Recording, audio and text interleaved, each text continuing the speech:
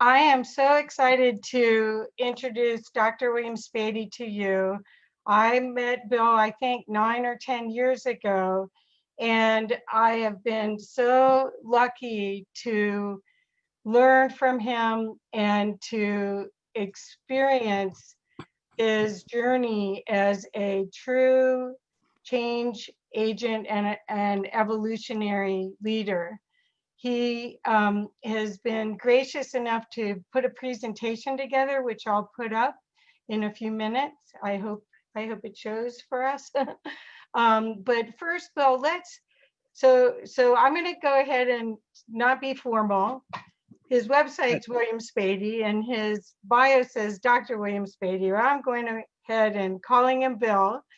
And Bill, what I'd love to, the first question, of course, for our World Co-Creators Convergence Day is what is needed to mobilize the world unity movement.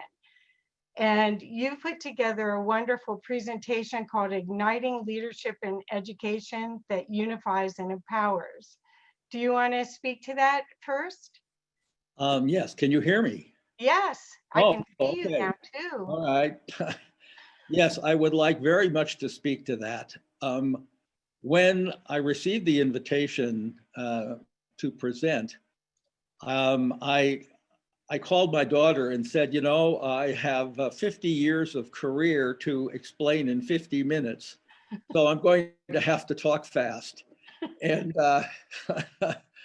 but after my joke, I started thinking, what is it that actually creates unity among people?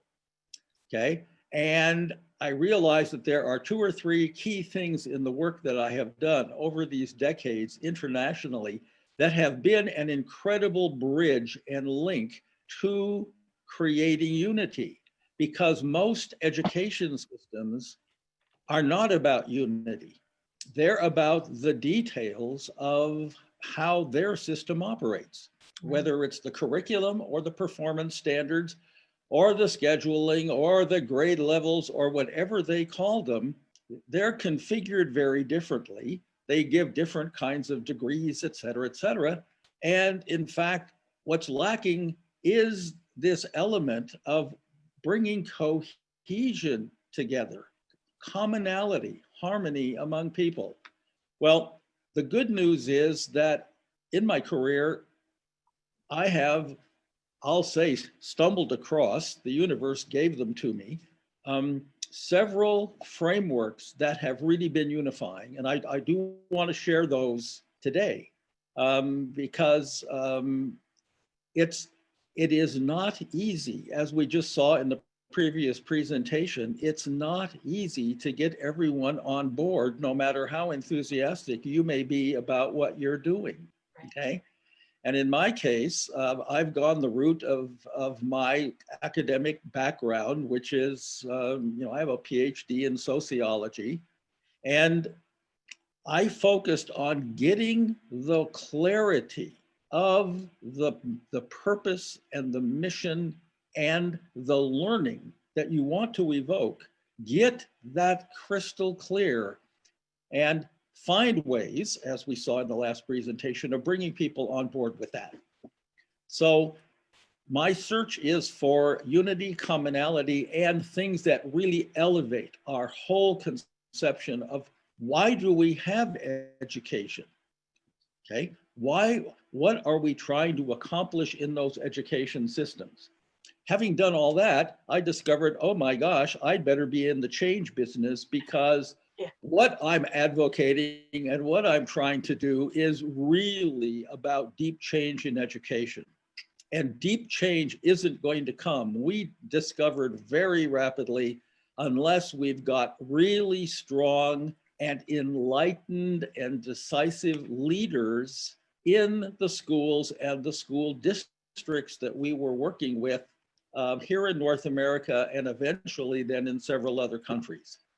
So leadership and education just absolutely came together, because the glue that holds them together is this thing called educational change. And boy, there isn't much.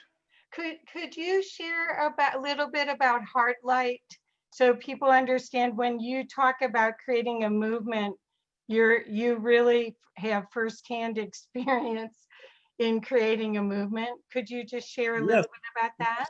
very gladly. Thank you. Well, it's very interesting that I was introduced to Neale Donald Walsh's books back in 1998. And I read the first book and was shocked and amazed and read it about 3 times, and then read the second book. And in reading the second book, there's a chapter 9, about education.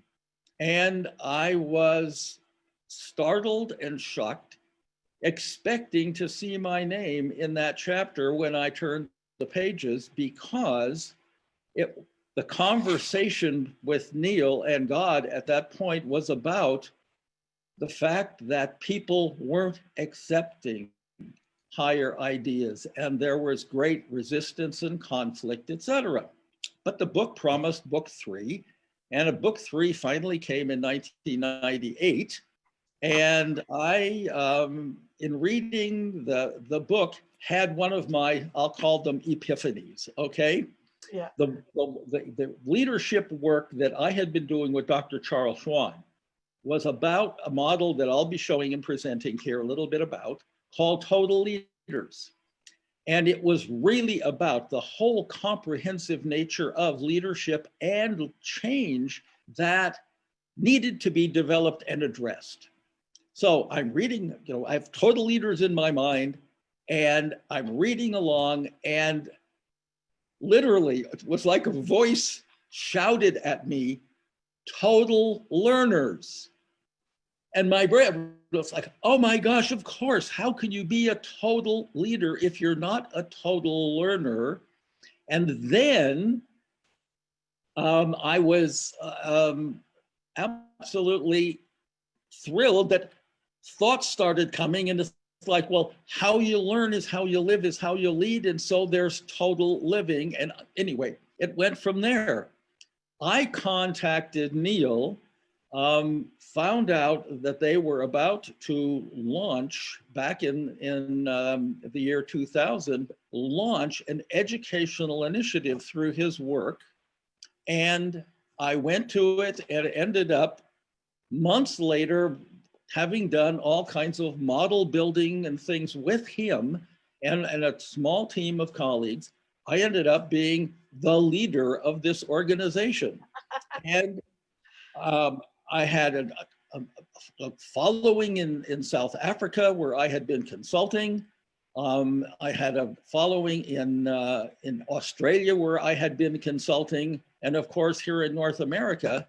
And it was an enormous challenge to create, okay, a model that truly was about the consciousness, the well-being, etc., of the human being as the center. It wasn't about school subjects. It wasn't about content. It wasn't about curriculum. It wasn't about test scores. It was about human beings and what they could become.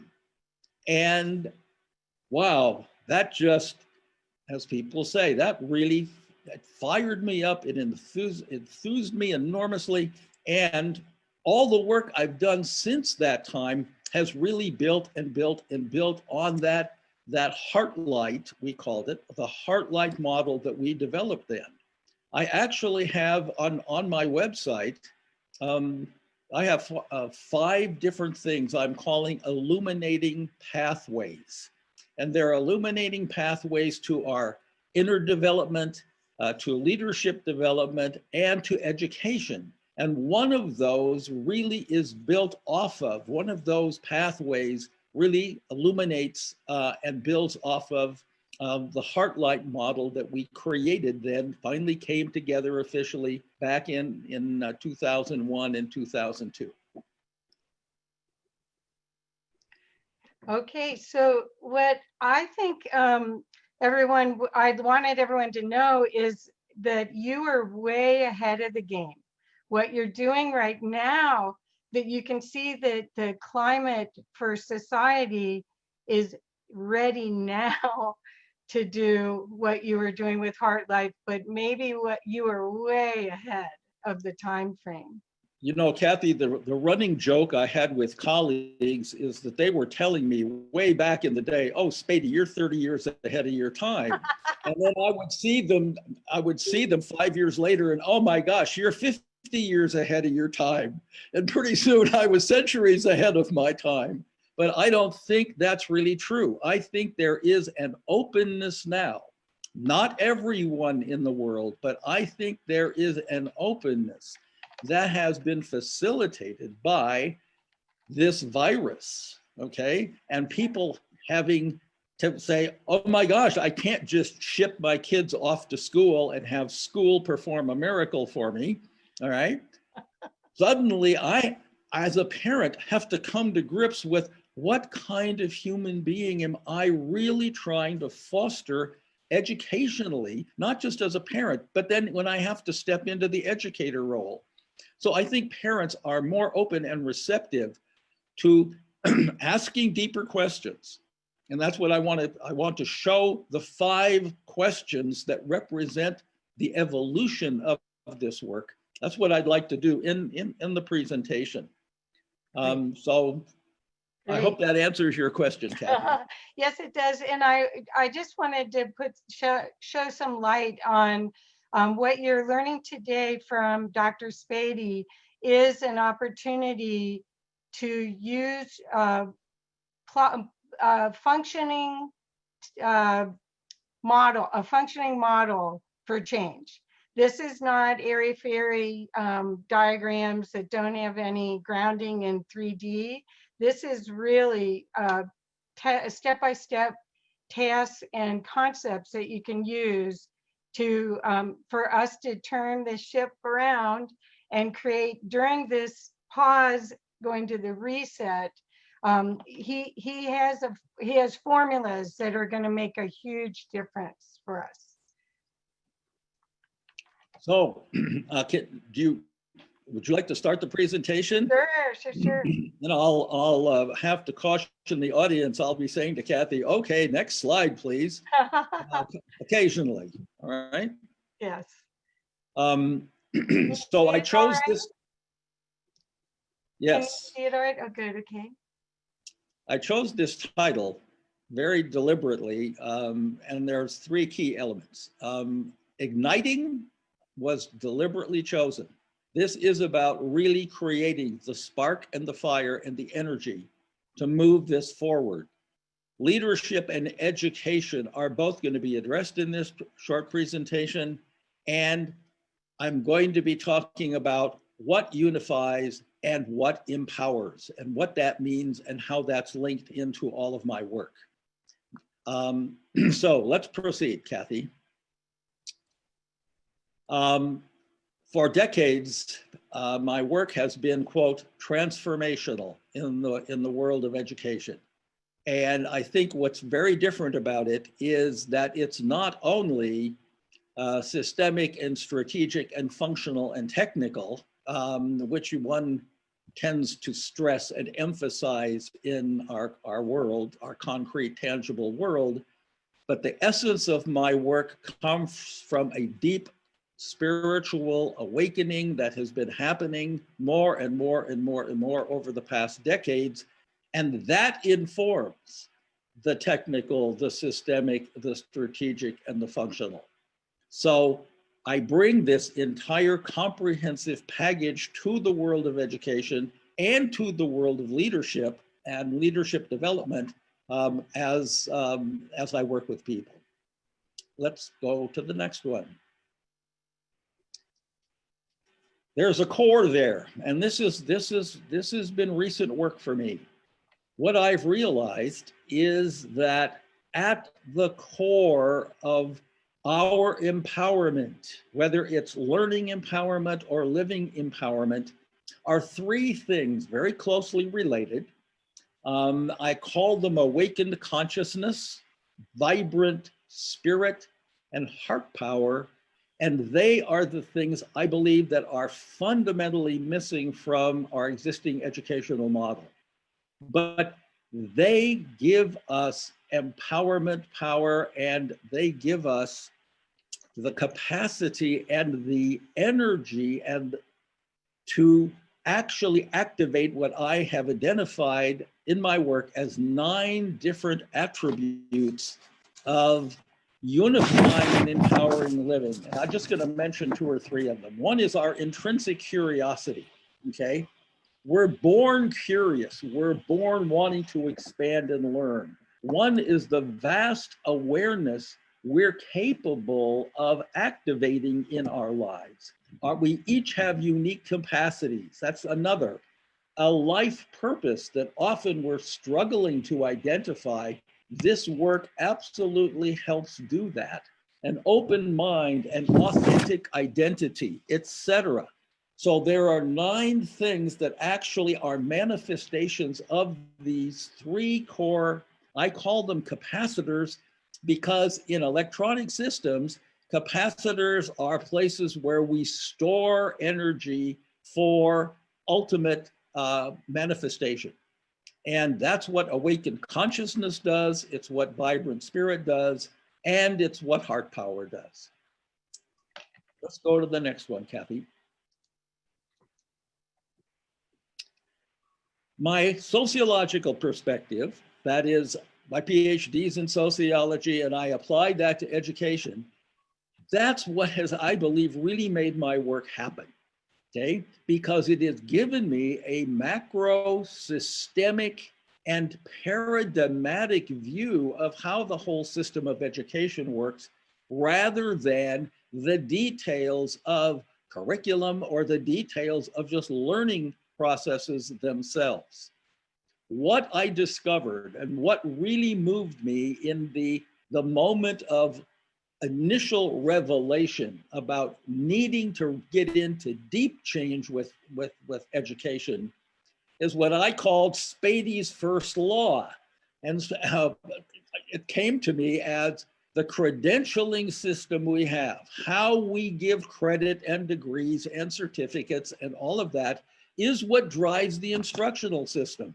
And people spend all this time focusing on education and instructional techniques, when in fact, the dog wagging that tail is credentialing, and that's something we have to focus on. That was related to the second realization, and that is everything in education, virtually everything you can think of, is defined by how long it's supposed to last.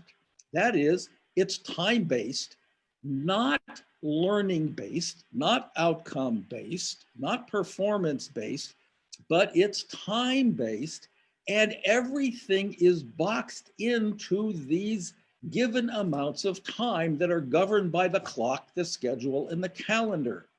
So if we're going to be learner responsive and really look at empowerment of learners, we've got to break that. That's not going to happen because the system, number 3, is inherently competitive. Everybody is competing against everybody else. It's the bell curve we saw in the previous presentation of performance, of grades, of class rank, that sort of thing. Okay, let's see the next one. We're asking everyone to please mute, or we'll have to remove you from the room, and you can pick it up on Facebook. Please mute. I will not make this an exercise in reading. I call your attention to the words in red and the words at the bottom of the screen. What governs our modern systems is an industrial age paradigm that we got from the late 19th century. So we are so far behind in our actual thinking and organizational structures in education, it's unbelievable. And I call this closed system, I invented this word, it literally spontaneously came out of my mouth one day in a workshop, is the word educentrism or educentric, where education is the center of its own system. That's what a closed system is. Everything reinforces everything in education, and we find very few things about education in the real world. We don't have grade levels in the real world, et cetera, et cetera, et cetera, et cetera. So this boxed in time-based system is what I call educentric. And I use that term a lot when I work with people to give them a sense of what we're moving away from and what we can move toward eventually, which is empowerment. Let's see the next one. I said this at the beginning. We cannot unify around these things as national and even local systems. Curriculum content isn't the same. Native languages aren't the same. Performance credentials aren't the same. Educator qualifications to become an educator. All of the things on this list are not unifying. But what I discovered, let's look at the next one, is that I have found that internationally, the world has unified around these 5 empowering attributes. And they're attributes that exist and can be demonstrated and cultivated and fostered of learners of all ages, okay? Consciousness, creativity, collaboration, competence, and compassion. They're in a little framework that we'll see in a few minutes, and I called them the 5 C's. So the educentrism is a shortcut word for a whole bunch of things, and the 5 C's is, for me in my work, the shortcut for this framework that really has been unified. People all across the world say, oh my gosh, this is what we really need and want to work on and work with in our students. Let's go to the next one. Very quickly, I have been a fan of a very famous futurist called Joel Barker for decades. And his most famous quote for me is, when a paradigm shift, everyone goes back to zero. Well, it was clear to me that zero was not a place that people like to be, okay? Because it's scary and they don't want to let go of what's known and familiar and that sort of thing. But if you're going to be a leader and if you're going to want to move people forward, you're going to have to go back to zero.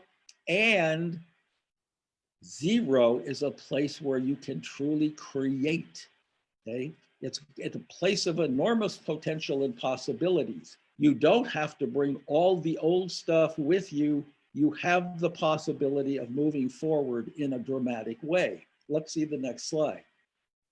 That's what's happened for me. I have gone back to zero countless times, okay? Every step I've taken in my career with education and leadership and in my inner work has been about a new zero, a new place where whole new possibilities of who am I? How is my thinking affected by this? What am I doing? What am I offering people? All of that has continued to evolve and evolve and evolve. Thank you. Let's go to the next one. Here we go. This is, in a sense, what I'll call the 5 dimensions of education. And they are triggered by 5 different kinds of questions that I've experienced driving what people have been calling educational reform. That hasn't gotten us very far. What should they know is simply about what should they cognitively learn in the curriculum, and that's what I call one-dimensional learning. It's simply what happens in your brain, but if it doesn't go anywhere in your life, only being in your brain is sort of the consolation prize. The second level, and where the question we were asking people when we really broke the ice on this, is what should they do with what they know? That is, what kind of competence should we be developing in students, and what kind of competence is really important? That means that we've got to do more than teach content. We have to develop capacities and abilities. Then we became future focused. And the question, that was a shock to education, because there was nothing in education that was really about the future that the kids faced. This was back in the 1980s when everything was changing dramatically, and all the technologies we take for granted today suddenly were in front of us in more elementary forms. But it's like, oh my gosh, the world is changing. So Dr. Charles Schwann and I developed a future-focused process. I'll be talking about that in a second, okay, called strategic design. And the whole issue was, what will they face out there in their lives? Well, we turn now to the green questions, the fourth dimension, okay? And that is, how successful can they be given the unique capacities they have, okay? The unique intelligences. In one of my books, published way back in 2000, I identified 35 different kinds of intelligence and talent that people have that lead to successful and fruitful living, okay? It's not a handful of things that we call IQ. So going to shifting gears and going to who's the learner and what really are the learner's capacities triggers that fourth question. Finally, how vast is their essence is really where my work is now. When we really look at who are we inside, what are our incredible gifts and potentials, okay, not just cognitively and psychologically, but spiritually as well, and intuitively, etc., that essence unlocks all the rest of this. So rather than starting with the old, what should they know, I'm starting with people and saying, okay, who are we really as human beings, and how do we want to make that manifest in our lives in the deepest way we can? Next slide, please. These are the capacitors, and this is simply the question I ask about activating those capacitors in our lives, okay? If you would like to work with me, we can get into that question deeper. And in fact, there's a whole workshop about literally that one question. But let's move on, Kathy, because there are other important things here I'd like to show. This is just a reminder that we are caught in what I call a numbers game. And the numbers game is a fraud. We're pretending that all the scores and points that we give kids for assignments and tests and all the things that they do, okay, we're pretending that that's the learning. It's not the learning. We're just taking the numbers, we're making up the numbers, we're adding them up, we're averaging the numbers, we're ranking kids according to the numbers, and none of that is the actual learning and performance. So this is a reminder, okay, that we are caught in this numbers game. It's one of the fundamental elements of educentrism that I have ways of showing people how we can get out of that and break out and have a fundamentally different definition of learning and performance for our students. Let's go to the next one, please. Very briefly, if you start at the bottom, discrete skills, structured tasks, as we move up it's what is a hierarchy. We go from the micro version of learning, we go to a macro conception of learning and performance. My work has been to go up to the zone up on the top, life roles, life performance roles, etc. This is what people really have to do in their lives. And how do we then design down from there to build the infrastructure that allows them to do these higher level, more complex kinds of things? We'll see a very key example of that next. A lot of words here. Very simply, this framework grew out of a totally cognitive thinking framework that was developed by a very famous professor, Benjamin Bloom, back in the 1960s. Okay, this is about two things. Notice the dotted line.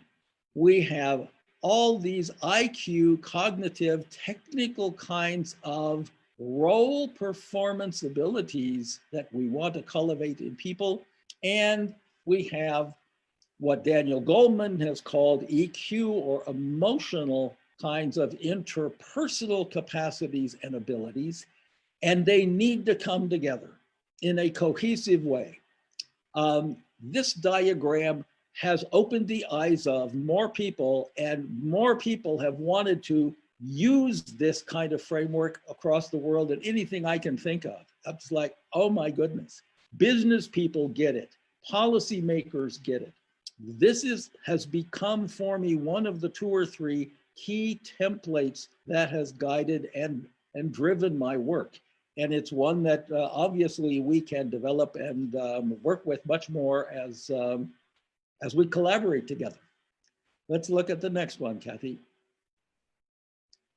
This was a gigantic breakthrough. This happened back in 1991.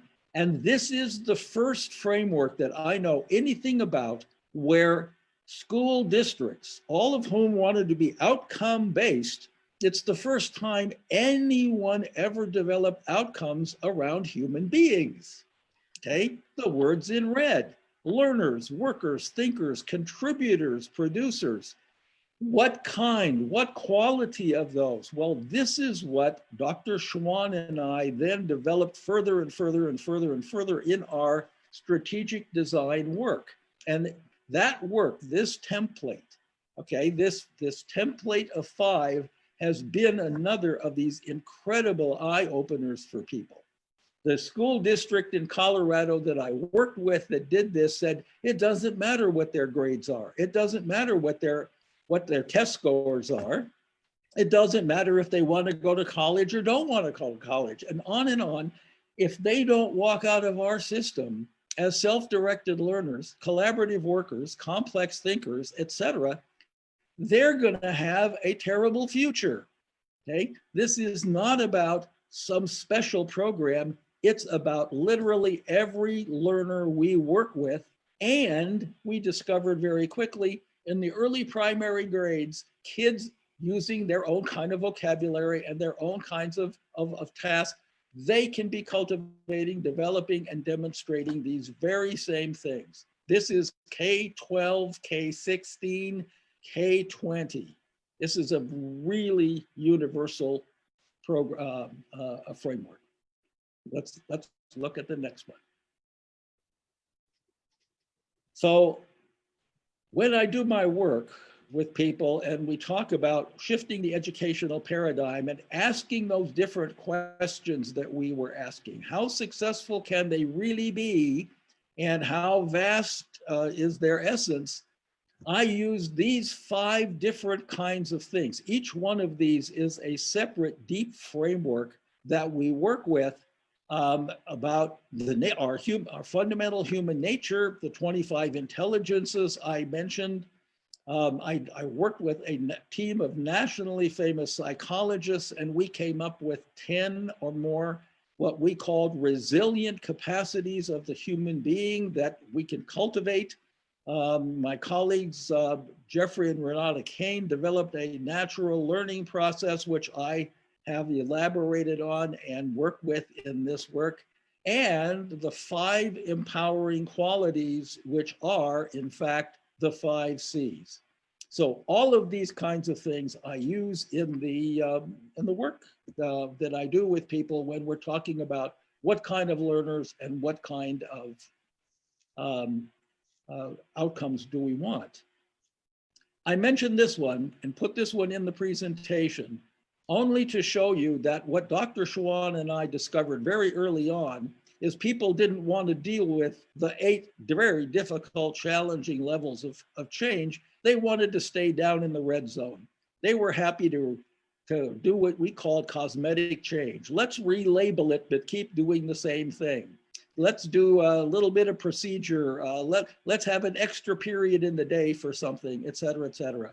So the kind of change I'm working with involves all 8 of these kinds of levels, but it starts with paradigmatic.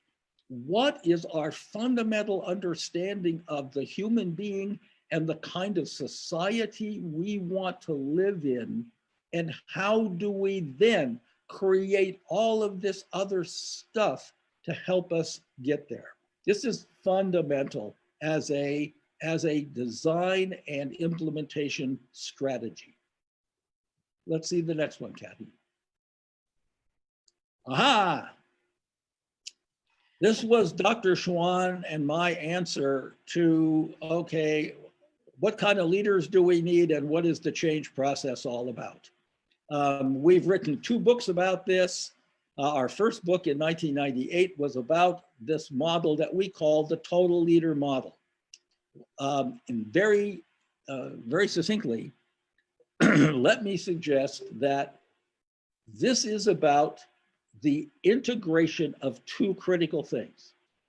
What kind of leadership capacities, orientations, skills, processes do people need to exercise as leaders in order to establish what fundamental pillar of the change process that needs to happen if change is going to be deep and if change is going to be lasting? We gave them these 5 names: the authentic leadership domain, the visionary domain, the relational, the quality, and the service. Okay. What are the 5 factors? It's purpose, vision, ownership, capacity, and support. All have to be built. All have to be addressed. We realized that the vertical dimension, the quality and the visionary, is a very different dimension than the horizontal dimension, which connects service and relations. Okay. Underlying, that's all right, Kathy. Let's go right ahead. Okay, sorry. That framework, that framework took the form of a vertical dimension and a horizontal dimension, which we go into extensively, okay, about what is the difference between those 2 dimensions, because we have to balance them, either as a total leader team or as an individual total leader. What we discovered very quickly after we published our book is, oh my goodness, the 5 C's absolutely map on the total leader model. So I've simply added an adjective with each of the C's here, but this has become the template that I mentioned earlier in my conversation. This is the template that school districts have used. This is what they've said they want to deeply develop. And this was the grounding framework. This was the learning framework and goal of the Heartlight model that Kathy asked me about at the outset of the presentation. Let's go to the next. So we put them together. Let's just look at the center one for the moment, because that's the one I'm going to really emphasize the most at the very end of the presentation. The authentic leader is the conscious leader. They are the definer of what we called sort of the moral agenda of the organization, the purposeful agenda. It gives the organization direction. They're the carrier and embodier of the values of what really matters, of the priorities, etc. And the work I'm doing opens up and goes to a whole different level of depth with the authentic leader now than when Dr. Schwann and I originally talked about those essential attributes of the authentic leader. The visionary leader is inherently a creative and innovative individual and carries those orientations. The relational leader is a collaborative individual, a person, a people person, as people say, okay? And they build ownership for the change that way. This would, by the way, this would be a perfect link in with the previous conversation on how do you build a movement that I witnessed. Okay, the quality leader is about building capacity and competence. And I cannot overemphasize this, okay? You have to know what you're doing. You can't be just enthusiastic, okay? This is where the rubber really meets the road, okay? Do we have the skills and abilities to pull off what it is we say we want to have? And finally, the service leader, where compassion exists, I call this the ego-free zone, okay? The service leader is truly trying to do the very best thing for the organization so that all of the other critical things can happen. They're the people, Dr. Schwann and I would say, they're the first ones there in the morning to turn on the lights, and they're the last ones there in the evening to turn them off. They're there to create the support system that helps, in the case of education, the educators, the counselors, etc., do the best job they can do. Let's go to the next slide. We then discovered that underlying and integrated with the total leader model, and by the way, Total Leaders 2.0 was the title of the book we were then asked to write after our work had evolved so much, because there were so many new elements, etc., in it. And one of them is a framework we called the Total Professional. And that has become the basis for training programs, university curriculum, etc., as they all realize, goodness, what we have to do is produce total professionals, not just graduates. Okay, we're in the professional development business. So we've added, if you can see in each of those, the 4 criteria we use at that and try to and develop: ethical, okay, cutting edge, collegial, expert, and dedicated.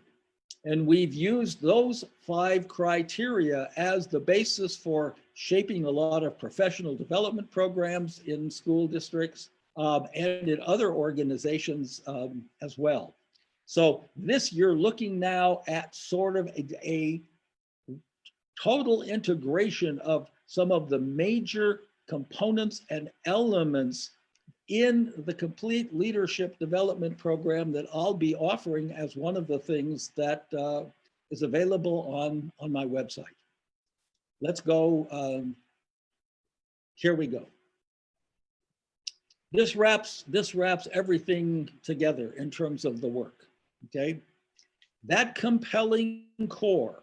Okay, the awakened consciousness, the spirit that is alive and vibrant, okay, and the heart power all come together now in the work I'm doing with people, and that is what really informs the authentic leader in deeper and deeper and deeper ways. Those 3 things create what I call a multiplier effect. They make the fundamental power of the total leader model incredibly more powerful, because the authentic leader who sits at the center of the model is empowered in an incredibly deeper way. Let's just look at a few remaining slides. Let's look at the next one. Too many words here to digest. Notice, however, we're dealing with that same 5 C's framework. This is what a university system in the Philippines that I've been working with intensively since 2016, this is what they've said they want their graduates to be. Okay, and they've used that template. They've expanded the template of that first emerged in 1991. But they've said, with regard to each of these domains, these are the kinds of people we want. And what needs to be emphasized is we then have detailed performance elements and components and aspects of each of these. So this is not just broad, vague labels. This is down to, these are the kinds of things we cultivate in these people. These are the kinds of things we want them to be able to demonstrate. The next one, let's look at that, Kathy. This is what the St. Paul system said for its K-12 learners. This is what they wanted for their grade 12 graduates. And I have taken this organization farther and deeper than any place else. They have created affirmation statements that students recite 2 or 3 times a day around each one of these 5. Usually 1 day a week, they'll focus on a certain one. They've got handbooks for the students. The students do their own self-assessments of how am I progressing on this? They're getting assessments from the faculty. All of this is integrated into the academic work that they're doing. So it's not that we want graduates who just simply have good grades, high marks, and go here and there to university. It's that these are the kind of human beings we want to send out the door. And that's basically the kind of overriding question I've given these people. Final thing, we've even used the 5 C's, which we did in the Heartlight model in South Africa. We used the 5 C's as the basis for defining what the curriculum and learning experiences of the students would be. Okay, we called them personal well-being, creative entrepreneurship, okay, not just learning skills, but creating your own business, learning how to operate your own business, communication, teamwork, career competence, and environmental sustainability. A whole program on permaculture, et cetera, that we developed there that was being facilitated by Pam Candido. So this is just to show, this is the end of the presentation. This is the final slide. But this is to give you some idea of the grounding elements, the depth, the integration, the coherence, et cetera, that I have been able to accomplish with the assistance of colleagues across the world. I'm offering it in 5 different kinds of illuminating pathways on the website. And Kathy, you know about the website, and I thank you for doing this for me. Oh, wonderful. Well, we'll see, we do have a lot of great comments that are in the group chat for you, Bill, that people are saying you should write another book called The Numbers Game Fraud, pretending that student test scores are the learning. They said you should do it. Kathy, let me comment on that. Okay. I had the greatest time of my life in the Philippines with an audience of 600 people, and they're all out there in tables, et cetera, et cetera. And I had them take what I called my 10-item test, okay?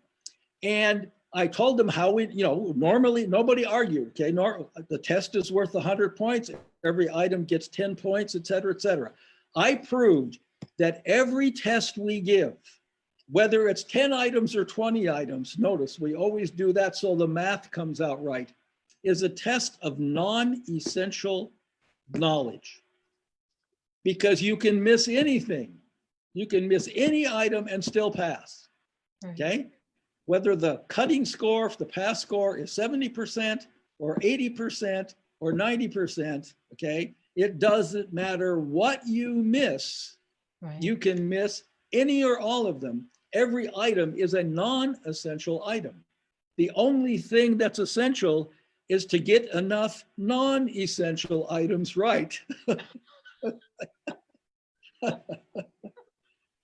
Yes, They were that going could be crazy. a whole book, couldn't it? Yeah, that's a book. It is a book. It's actually, it could be a workshop. Well, the other Seriously. thing I wanted the audience to know, and thank you so much, Bill. We obviously could go on and on and on, and you have. Want everyone to know that Bill has, for the past 3-4 years, has been able to implement a lot of these concepts that he has to upgrade and evolve education in the Philippines. However, now with all of the changes that are happening in the US, we're hoping that some of these changes could be adopted here so that we would have students that come out of education with competencies rather than just degrees and credentials, correct? That's absolutely right. Remember, Yeah. the credentialing system drives the instructional system. So if you want it all to be different, you've got to change your whole conception of what are we giving credit for? Do we even need credit, et cetera? I mean, it really opens up a very, very deep dialogue. Well, Bill, can you share a little bit about if they go to your website, what they can sign up to receive? Well, the five things, I start with one that is about it's the illuminating pathway to inner empowerment, okay? And it's where I develop those 3 energy capacitors I talked about, where we really get into the depth of who are you as an individual, awakening consciousness, what does that mean? What is vibrant spirit? What is the nature of that spirit? The 9 other elements that of those, the components of those, all of that is to build an understanding of the depth of the human being, because that's what we want to educate. And that's the kind of leader we need to be if we're going to lead that kind of education. So there's an education program, a leadership program that comes right off of that. There are 2 different education ones, and then there is mentoring that I do with individuals or teams around any of those other 4. Wonderful. So, well, you're getting lots of accolades from the chat. I can't read them all. I wish we had enough time. We only have a few more minutes, but Al Rowe has said this presentation is full of ideas that are so relevant to us right now. COVID, systemic racism, etc. What a unifying set of possibilities for bold community actions. Well, thank you, Al Rowe. Thanks, Al. Yeah, I really feel that that's true. The timing is just absolutely right for the way this has come together, Kathy. Right. And Paul is here. Excellent presentation, Bill. Thanks, Kathy, for bringing this to us all. Hope this is another seed well planted and watered, towards a flowering of global transformation. I see a comment here from Elias Sampa. He is my colleague and buddy and partner in crime in the Philippines. He's really an expert presenter and wonderful human being. Thank you, Elias, for your comment. Yes, there's a lot of your fan club is here actually, and thank you all for coming. And please, we did record this. Please share this. Its time has come to share this information and evolve our education system well right now thank and you. leadership. Yeah, thank you.